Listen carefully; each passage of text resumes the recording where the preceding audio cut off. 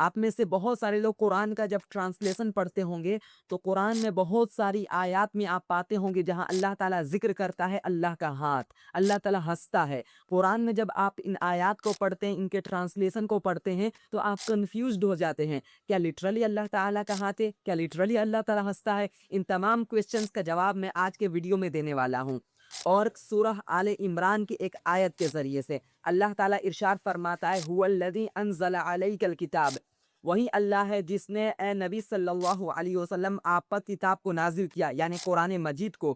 منہ آیات محکمات، اس قرآن مجید میں کچھ آیات محکمات ہے۔ محکمات کیا ہوتا ہے، میں آپ کے سامنے اس کو ڈیفائن کروں گا۔ محکمات ان آیات کو کہتے ہیں جن کا ٹرانسلیشن، جن کا فہم بالکل کلیئر ہے اور جن کا سمجھنا بالکل آسان ہے۔ جیسے اللہ تعالیٰ قرآن میں نماز کا حکم دے رہا ہے، زکوٰۃ کا حکم دے رہا ہے، یہ بالکل ایویڈنٹ ہے اور ان کا سمجھنا آسان ہے۔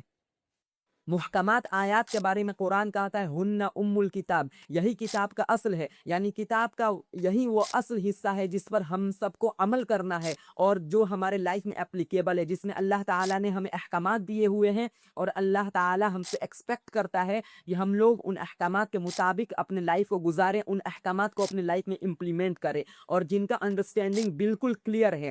اب متشابہات کیا ہوتا ہے؟ قرآن میں اللہ کہتا ہے وَأُخَرُ مُتَشَابِهَاتٌ، اور کچھ کتاب کی آیات متشابہات ہیں۔ سب سے پہلے متشابہات کو سمجھ لیں۔ متشابہات ان آیات کو کہتے ہیں جن کا معنی کلیئر نہیں ہے۔ جیسے قرآن میں اللہ تعالیٰ کہتا ہے بل یداہ مبسوطتان، بلکہ اللہ کے دونوں ہاتھ کھلے ہوئے ہیں۔ جب آپ اس آیت کو پڑھیں گے آپ کے مائنڈ میں کنفیوژن آئے گا، کیا اللہ تعالیٰ کا لٹرلی میں ہاتھ ہے؟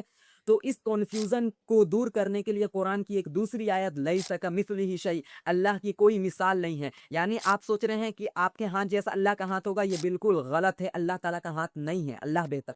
فَأَمَّا الَّذِينَ فِي قُلُوبِهِمْ زَيْغٌ، قرآن کہتا ہے جن لوگوں کے دل میں کجی اور ٹیڑھا پن ہے، فَيَتَّبِعُونَ مَا تَشَابَهَ مِنْهُ، وہ ان متشابہات آیات کے چکروں میں پڑے رہتے ہیں، ابتغاء الفتنة وابتغاء تأویلہ، ان متشابہات آیات کا میننگ تلاش کرنے کے لیے اور ان کے ذریعے سے فتنہ ورپا کرنے کے لیے۔ وَمَا يَعْلَمُ تَأْوِيلَهُ إِلَّا اللَّهُ، ان آیات کا معنی کوئی نہیں جانتا مگر صرف اللہ جانتا ہے۔ اس لیے جب بھی آپ قرآن میں ان آیات کو کنفرنٹ کریں تو ہمیشہ یہی کہیں اللہ اعلم بمرادہ، اللہ اس کے مراد کو جانتا ہے۔ اور پھر اللہ کہتا ہے والراسخون فی العلم، جو علم میں رسوخ رکھنے والے لوگ ہیں، جو انٹلیکچوئل لوگ ہیں، وہ کہتے ہیں آمنا بھی، ہم ان آیات پر ایمان رکھتے ہیں، کل من عند ربنا، یہ سب آیات چاہے وہ محکمات ہو یا متشابہات ہو وہ ہمارے رب کے طرف سے ہیں۔ لیکن ہم ان متشابہات آیات کو چیز نہیں کرتے ہیں معنی تلاش کرنے کے لیے۔